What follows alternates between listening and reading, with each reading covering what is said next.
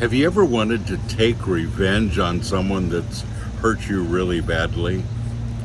And whenever you think of them, all you can think about is getting even. I think we all have those thoughts from time to time. When you get hurt, you want to do something about it. You want to fight back. But is that the best course? Great question today, dear Pastor Bob. I was betrayed. I was very angry to the point of wanting revenge, but I believe I have forgiven them and no longer want revenge. I don't want anything bad to happen to them. I know if they find the Lord and go to heaven, I'll be happy.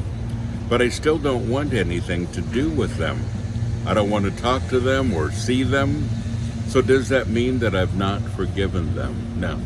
It just means that you're probably wise. You know, forgive and forget is not true. Forgive is something that God asks us to do, but folks, we've been talking about this. We don't just forget things. It just doesn't happen. It doesn't leave your memory. And so you're stuck with that memory. And the memory is there for a couple reasons. It keeps you from repeating things, which is a really good idea. And it also keeps you on track.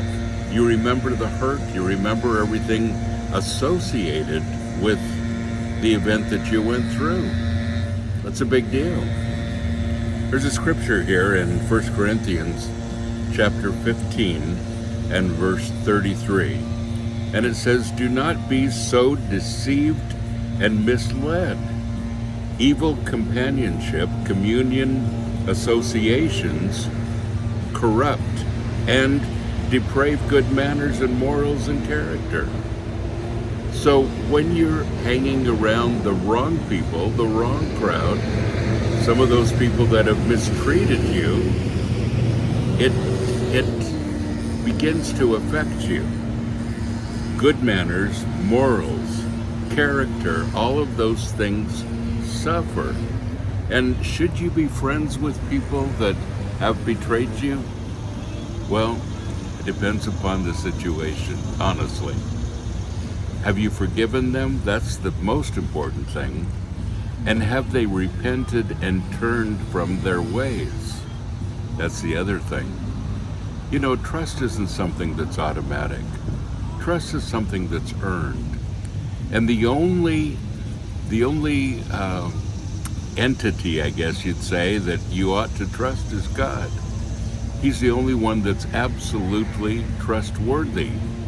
And we're kind of on probation with everyone else.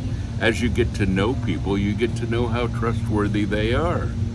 And either you continue the relationship because they've proven to be trustworthy, or you don't pursue it because you realize that they're not trustworthy people.